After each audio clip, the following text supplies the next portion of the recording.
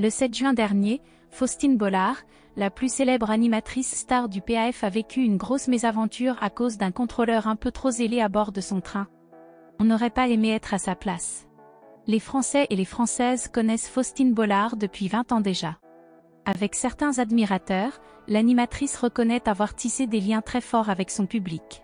J'ai créé un lien très fort avec eux depuis 20 ans, ils m'ont vu passer par toutes les étapes, ils m'ont vu enceinte, me marier.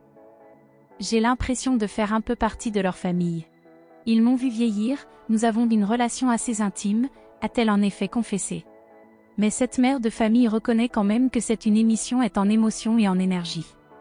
Il y a simplement des moments où j'ai besoin d'une pause, de me concentrer un peu plus sur moi, je reviens dans ma vie pour mieux revenir à celle des autres, déballe ainsi Faustine Bollard.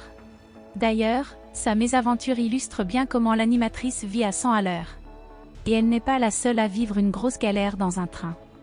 L'ancienne Miss France Marine L'Orphelin poursuit des études de médecine pour dédier sa vie à celle des autres. Et c'est à bord d'un train en compagnie d'un médecin qui la suivait dans le cadre d'un stage qu'elle a vécu un véritable cauchemar. La jeune femme a en effet secouru un enfant qui faisait une crise d'asthme sévère. L'enfant risquait bel et bien de mourir. Mais la réaction des passagers et même du père de l'enfant malade ont été atroces à l'égard de l'ancienne Miss. Depuis plusieurs années, cette dernière fait d'énormes sacrifices pour cette nouvelle carrière. En effet, elle a décidé de se séparer de longs mois de son chéri qui réside à Nouméa. Car ses études de médecine se passent en métropole. Christophe, lui, vit à 15 000 km d'elle. La médecine, c'est donc une véritable passion pour elle. Et c'est sur le trajet de son stage que s'est déroulée la fameuse mésaventure dont elle a parlé à ses fans sur Instagram. Ce jour-là, un enfant fait une terrible crise d'asthme avec des signes de gravité. On a dû faire arrêter le train à la prochaine gare pour que le SAMU puisse intervenir. Donc on a pris la décision de mettre en retard tout le monde. On s'est un peu fait dévisager dans le train. Et pendant ce temps, à cause des intempéries et des orages, ils ont aussi dû dévier le train de son trajet habituel. Donc on a eu 1 heure de retard.